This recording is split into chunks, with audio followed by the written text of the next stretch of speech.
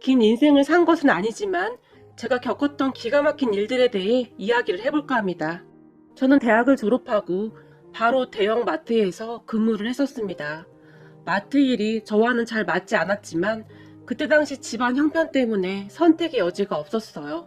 엄마 말로는 아버지가 사업을 하시던 분이었다고 했는데 어느 날 사업을 싹 다 말아먹고는 돈을 벌어오겠다며 집을 나가버렸다고 합니다. 지방 어딘가로 간다고 했고 엄마는 그런 아빠를 기다리며 제 동생과 저를 키웠는데요. 하지만 1년이 지나고 2년이 지나도 돈 벌러 갔다던 아빠는 돌아오지 않았고 나중에는 엄마의 전화를 피하기까지 했다고 합니다. 할머니 할아버지에게 연락을 해도 모른다고만 했고 나중에는 아예 아빠와 연락이 끊겨버렸다고 했어요. 그러다가 한참이 지난 어느 날 아빠가 엄마를 찾아왔다는데요. 다짜고짜 엄마에게 이혼을 해달라고 했답니다. 어디서 만난 건지 다른 여자와 재혼을 한다고 했다는데 이미 아이까지 있다면서 엄마에게 억지로 이혼을 요구했다고 합니다.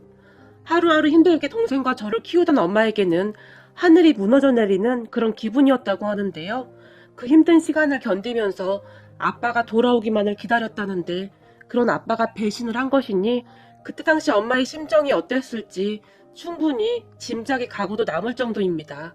결국 엄마와 아빠는 이혼을 했고 아빠는 친권 양육권까지 다 포기하고는 다시 떠났다고 해요. 그렇게 엄마 홀로 우리 남매를 키워내야만 했는데 잘 아시겠지만 여자 홀로 아이 둘을 키우는 건 참 힘든 일이 아닐 수가 없었다는데요. 그나마 다행이었던 것이 우리 엄마는 아빠와는 달리 책임감이 강한 분이셨고 저와 동생을 위해 참 많은 노력을 하셨어요. 그리고 그런 엄마의 희생 덕분에 우리 남매는 무사히 대학까지 졸업할 수가 있었고요. 물론 대학을 다니면서 안 해본 아르바이트가 없을 정도였지만 우리를 키우기 위해 이리 뛰고 저리 뛰는 엄마를 보며 아르바이트 정도는 제게 아무것도 아니었어요. 그렇게 대학을 졸업한 뒤에는 빨리 취업을 해야 한다는 생각뿐이었고 여기저기 면접을 보러 다니기 바빴어요. 다른 친구들처럼 제 적성에 맞니 안 맞니 그런 감성에 빠져 있을 시간도 없었고 무조건 빨리 취업을 할 생각밖에 없었거든요. 그러다가 대형 마트에 면접을 보게 되었는데 경쟁률이 어마어마했기에 안 되겠다라며 거의 포기하고 있었는데 정말 운이 좋았던 것인지 어렵게 합격을 하게 되었고 이것저것 생각할 겨를도 없이 바로 출근을 했어요. 제가 취업을 하게 된 뒤로 우리 집 생활도 많이 좋아졌고 저는 나름 만족하고 회사를 잘 다녔어요. 그렇게 정신없이 살다 보니 몇 년이라는 시간이 흘렀고 나름 운이 좋았던 것인지 저는 바로 대리로 승진까지 하게 되었어요. 그러던 중 제 인생에서 커다란 변화가 생기게 되었는데요. 그때 당시 마트에는 장을 본 고객들을 위해 빈 박스를 준비해두는 곳이 있었는데요. 그 박스를 모으고 채우는 일을 담당하는 직원은 대부분 복지센터를 통해 취업을 했고 조금씩 불편한 부분을 가지고 있는 사람들이었어요. 제가 일을 하던 마트에서도 박스를 전담하는 직원을 채용했었는데요. 그렇게 채용된 직원이 일주일 뒤부터 출근을 하게 되었어요. 그런데 그 직원은 키도 훤칠하게 크고 얼굴도 꽤 잘생겼었어요. 주기적으로 어떠한 약을 복용하고 있다고는 했지만 굉장히 밝았고 천진난만했어요. 그냥 얼핏 보기에는 우리와 전혀 달라 보이지가 않았지만 대리님, 지금 12시가 낮이에요, 새벽이에요? 라고 묻는다든지 가끔 엉뚱한 질문을 하긴 했지만 그 직원과 저는 꽤 친하게 지냈어요. 사실 조금 안쓰러운 마음도 있었고 항상 열심히 일하는 모습이 마음에 들었거든요. 무엇보다도 저도 살면서 워낙 고생을 하면서 살아서 그랬는지 모르겠지만 열심히 사는 그 직원의 모습에서 예전에 제 모습을 봤었던 것은 아니었나 싶네요. 그렇게 저는 그 직원에게 가끔 밥도 사줬고 음료수라든지 간식거리도 종종 사줬어요. 그래서 그랬는지 그 직원은 유난히도 저를 따랐는데요. 하루에도 몇 번씩 전화를 하기도 했어요. 제가 휴무인 날에도 전화를 해서 이것저것 물어보기도 했고 퇴근할 땐 항상 대리님 저 퇴근해요 라고 문자를 보내기도 했고요. 그런 그 직원을 보며 주변 동료들은 최대리님 대단하네요. 그렇게 수시로 전화하는데 짜증 안 나요? 저 같았으면 신경 들렸을 거예요. 뭘 사소한 것까지 그렇게 다 물어봐요? 그 직원의 험담을 하는 사람도 많았지만 괜찮아요. 전 그냥 열심히 사는 모습이 참 보기 좋은걸요. 저도 힘들게 살아서 그런지 보고 있으면 마음이 짠해요. 혹시 저 없을 때 도진이가 물어보면 친절하게 좀 대해주세요. 부탁드릴게요. 제가 동료들에게 부탁을 하곤 했었어요. 그런데 참 안타까웠던 게 말이죠. 그때 제 말을 들은 대부분의 동료들이 그 직원 이름이 도진이에요? 라고 물었다는 건데요. 도진이는 항상 명찰도 하고 있었는데 그러한 말이 나와서 속으로 그저 씁쓸할 뿐이었어요. 그러던 어느 날 흉이 와서 제가 집에 있었는데 회사 동료에게 전화가 걸려왔고 저기 최 대리님 큰일 났어요. 그 박스 아르바이트 말이에요. 아, 도진 씨요? 아, 네, 도진 씨인가? 아무튼 그 직원이 지금 엘리베이터에 갇혔는데요. 네? 엘리베이터에 왜 갇혀요? 엘리베이터 고장났어요? 네, 하필이면 지금 그 직원이 혼자 엘리베이터에 타고 있는데 고장났어요. 고치는 사람을 부르긴 했는데 와서 고치는데 시간도 좀 걸릴 것 같다고 하는데 문제는 그 아르바이트가 계속 울면서 최 대리님만 찾아요. 동료 직원도 당황을 했는지 어쩔 줄을 몰라 했어요. 그런 동료 직원에게 알았어요. 제가 바로 갈게요. 라며 급히 뛰어나왔는데 겨울이었음에도 불구하고 급한 마음에 외투도 걸치지 않고 집에서 바로 뛰어나왔어요. 우리 집에서 회사까지는 걸어서 20분 거리였기에 급히 택시를 타고 회사에 도착을 해서는 엘리베이터로 갔는데 그때 마침 엘리베이터를 고치는 사람들이 왔고 도진아, 도진아, 형 말 들리니? 제가 큰 소리로 물었어요. 그리고 제 말을 듣던 도진이가 대리님, 나 무서워요. 라며 엉엉 울고 있었어요. 괜찮아, 형 여기 있으니까 조금만 참아. 지금 사람들 왔으니까 금방 꺼내줄게. 근데 너 휴대폰 어디 있어? 왜 전화를 안 받아? 택시를 타고 오는 내내 전화를 했지만 도진이가 전화를 받지 않았거든요. 나 휴대폰 충전시키느라 휴게실에 놓고 왔어요. 그렇구나. 형이 계속 여기 있을 테니까 조금만 참아봐. 금방 꺼내줄게. 알았어요. 빨리 꺼내줘야 해요. 그제서야 안심이 됐던지 도진이가 울음을 그쳤고 그런 도진이에게 도진아, 오늘 저녁에 형이 도진이 좋아하는 짜장면이랑 탕수육 사줄까? 제가 물었어요. 아니요. 난 떡볶이가 먹고 싶어요. 떡볶이랑 순대. 알았어. 이따가 순대랑 떡볶이 실컷 먹자. 근데 춥진 않아? 조금 추워요. 대리님 계속 거기 있을 거죠? 당연하지. 꼼짝도 안 하고 여기 있을 테니까 걱정하지 마. 그렇게 저는 도진이와 계속 이야기를 했고 잠시 후에 엘리베이터 문이 열렸는데 도진이가 얼굴이 눈물 범벅이 된 채 한쪽 구석에 쪼그리고 앉아서 덜덜 떨고 있었어요. 그런 도진이가 저를 꼭 끌어안고 다시 눈물을 흘리기 시작했어요. 혹시나 걱정이 되어 제가 도진을 데리고 병원으로 갔어요. 엘리베이터 안이 춥기도 했고 혹시나 하는 마음에 걱정이 되었거든요. 병원에 데리고 가서 영양제라고 해야 하나? 그거 링겔로 하나 맞춰주고는 조금 재웠어요. 물론 제가 계속 옆에 있어줬고요. 그러다가 잠시 후에 도진이가 깼고 도진아, 혹시 어머님 전화번호 좀 알려줄래? 형이 전화 좀 해야겠다. 라며 도진이 어머님께 전화를 했어요. 안녕하세요. 저는 도진이랑 같이 일하고 있는 회사 직원입니다. 제가 도진이 어머님께 인사를 드렸어요. 네, 안녕하세요. 혹시 최 대리님이신가요? 아, 네, 저를 어떻게... 제가 도진이 어머님께 물었고 우리 도진이가 집에만 오면 최 대리님 이야기를 얼마나 하는지 몰라요. 우리 도진이한테 잘해주셔서 너무 감사해요. 도진이 어머니가 통화를 해본 뒤에 도진이가 왜 그렇게 밝게 잘 자랐는지 알게 되었는데 도진이 어머님은 상당히 좋으신 분 같았어요.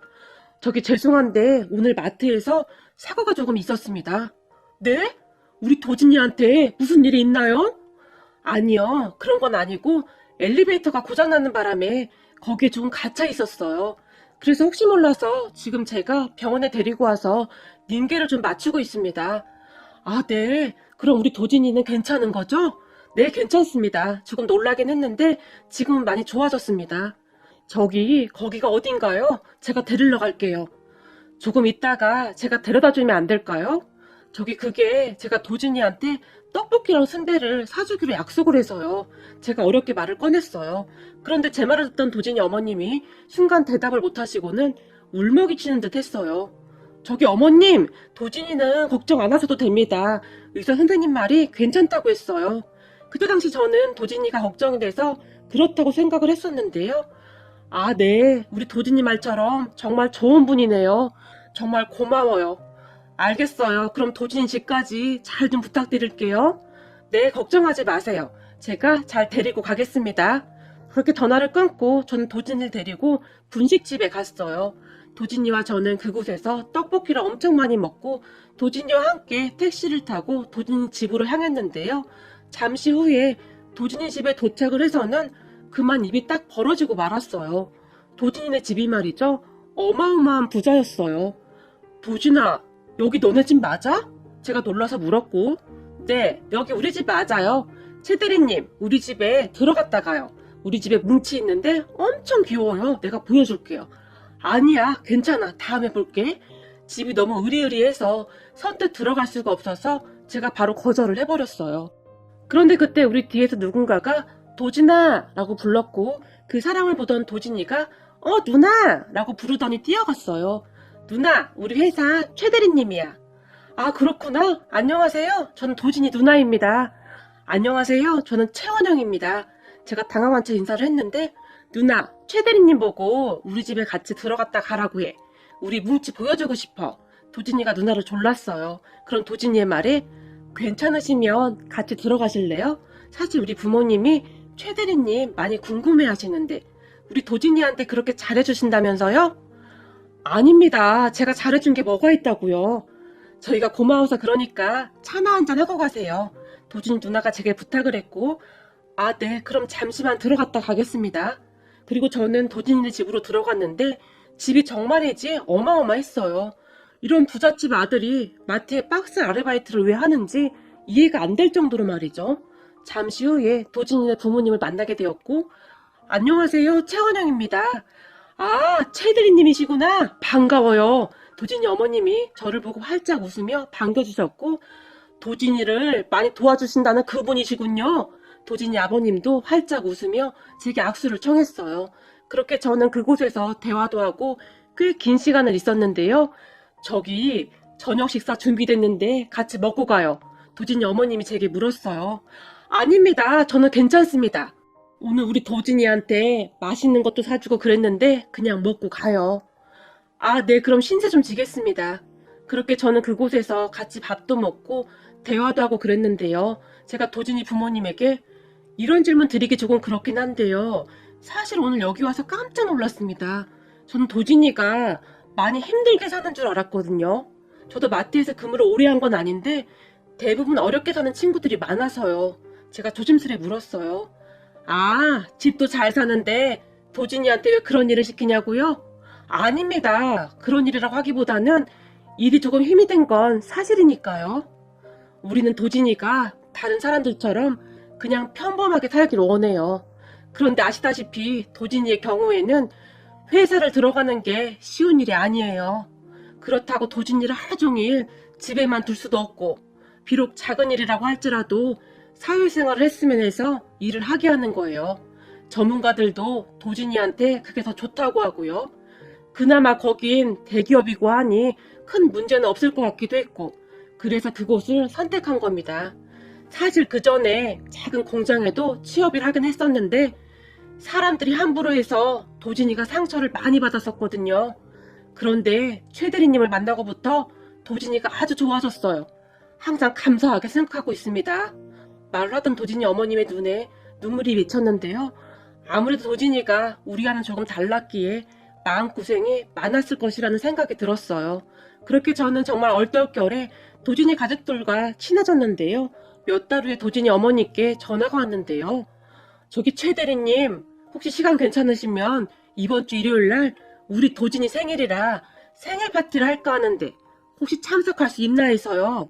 도진이가 초대장을 만들었는데 거기에 최대리님도 있어서요. 시간은 괜찮은데 제가 괜히 민폐를 끼치는 건 아닌지. 아닙니다. 민폐라니요. 참석해주시면 우리가 오히려 감사하죠. 알겠습니다. 그럼 일요일날 뵙겠습니다. 제가 얼떨결에 대답을 했고 저는 그 주 주말에 도진이 집에 다시 찾아갔어요. 그리고 도진이 가족들과 함께 도진이 생일 파티를 했고 제가 도진이가 키우는 강아지 뭉치의 옷을 선물로 줬는데 도진이가 정말 좋아했어요.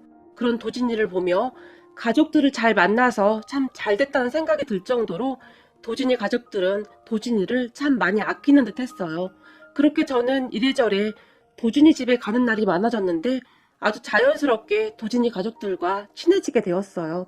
그러던 중 도진이 누나와 도진이와 함께 놀이동산도 같이 가게 되었고 같이 어울리는 시간이 많아졌는데 그러다 보니 누가 먼저라고 할 것도 없이 서로에게 마음이 갔고 그렇게 도준이 누나와 저는 어느새 연인 사이가 되었어요. 그렇게 우리는 조심스럽게 만남을 이어갔고 그런 우리를 보며 도진이 부모님도 엄청 좋아하셨는데 둘이 잘 돼서 결혼하면 좋겠다. 원영이가 우리 사이가 된다면 우린 무조건 찬성이다. 도진이 어머님이 엄청 좋아하셨다고 했어요. 엄마, 우리 사귄 지 얼마 되지도 않았는데 결혼은 무슨 결혼이야. 아니, 말이 그렇다는 거지. 라며 엄청 반기셨다고 하니까요. 그렇게 우리는 꽤 오랜 시간 사귀었고 몇 년 후에 자연스럽게 결혼을 하게 되었어요. 우리 엄마와 동생도 아내를 참 좋아했는데 결혼 전에 우리 엄마가 우리가 많이 부족해서 어떡하냐 라며 미안해 하실 정도였어요. 하지만 처갓집에서는 그러한 것들을 별로 상관하지 않았고 그저 사람만 본다고 할 뿐이었어요. 그리고 제 아내도 내가 그동안 남자로 소개받을 때마다 내 동생 이야기만 하면 기겁을 하더라. 뭐 유전되는 거 아니냐부터 시작해서 참 듣기 거북한 말도 많이 들었어. 그래서 헤어진 적도 많은데 더 웃겼던 건 말이야. 나중에 우리 집이 좀 잘 산다는 소리를 듣고 다시 만나자고 하던 사람도 있었어. 어찌나 재수가 없던지. 그래서 난 결혼할 때 내 동생을 온전히 이해해준 사람과 해야겠다 그랬거든. 그리고 그 사람이 바로 당신이야 라는 말을 할 뿐이었어요. 그러던 어느 날 장인어른이 저만 따로 부르셔서 진지하게 말씀을 하셨는데 우리 장인어른은 치과 의사로 꽤 오래 일을 하셨는데요. 그날 장인어른이 제게 사업을 해보라고 하시며 제게 투자를 하시겠다고 하셨어요. 그런 장인어른에게 제가 펄쩍펄쩍 뛰면서 괜찮다고 거절했지만 그냥 내 말 듣게나. 자네도 자네인데 우리 도진이 말일세. 자네가 데리고 있으면서 잘 가르치면서 같이 있어줬으면 해서 그렇네. 나중에 우리 가고 나면 우리 도진이한테는 누나랑 자네밖에 없는 건데 그래야 우리가 마음이 편할 것 같네. 그래도 자네처럼 믿을 만한 사람이 우리 사이가 돼서 얼마나 다행인가 그래. 내가 한시름 낫네 라고 말씀하시면서 저를 설득하셨어요. 그렇게 저는 마트를 그만두게 되었고 마트를 그만둔다고 할 때 동료 직원들이 그 알바가 그렇게 부자였어? 그럴 줄 알았으면 내가 잘해주는 건데 와 진짜 부럽다 라는 말을 했었는데 참 듣기 거북할 정도였어요. 그렇게 장인어른의 도움을 받아 대학 다닐 때부터 관심이 많았던 온라인 쇼핑몰 사업을 시작했는데 그동안 나름 마트에서 경력이 쌓였고 상품 보는 눈이나 마케팅에 남다른 재능이 있었던지 번듯한 사무실도 차려서 도진이 천행과 함께 하루하루 바쁘지만 즐겁게 일을 하고 있었어요. 수입도 회사를 다닐 때보다 훨씬 많아져서 우리 엄마와 동생도 한결 편해졌고요.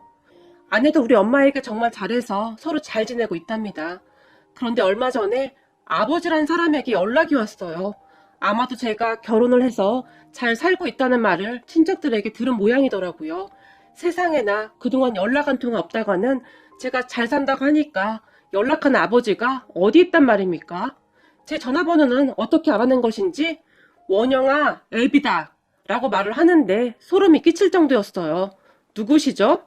기가 막혔던 제가 쌀쌀맞게 물었고 누구라니 널 낳아준 애비지.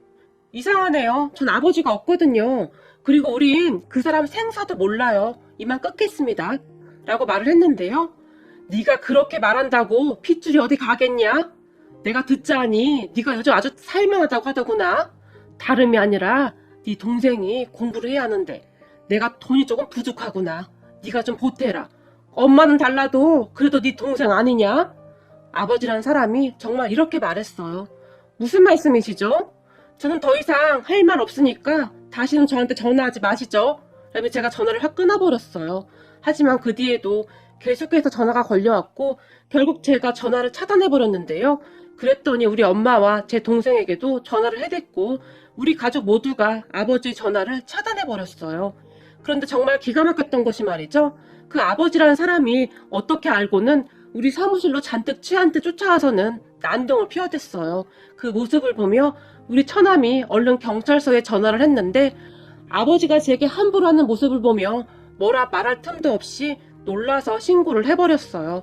그리고 경찰이 와서 아버지를 데리고 갔는데 저는 굳이 말리진 않았답니다. 그렇지 않으면 저뿐만 아니라 우리 아내와 처갓집 식구들까지 계속해서 힘들게 할 것 같았거든요. 그리고 무엇보다도 사람이라면 그렇게 하면 안 되는 거잖아요. 그동안 우리가 어떻게 살아왔는데 이제 와서 그런단 말입니까? 저는 아버지란 사람이 도무지 이해가 되지 않았어요. 우리 엄마는 말이죠. 그동안 우리를 키우시느라 안 해본 일이 없을 정도였고, 그때 친권, 양육권 다 포기하고 양육비 한 푼 안 주던 사람이 어떻게 이럴 수가 있단 말입니까? 그 뒤에도 몇 번 더 난동을 피웠지만 저는 냉정하게 경찰에 신고를 해버렸어요. 그런 저에게 냉정한 놈, 피도 눈물도 없는 놈, 아버지가 악담이란 악담은 다 퍼부었지만 저는 들은 척도 하지 않았어요. 평생 살면서 아버지와 절대 마주치지 않길 바랄 뿐입니다.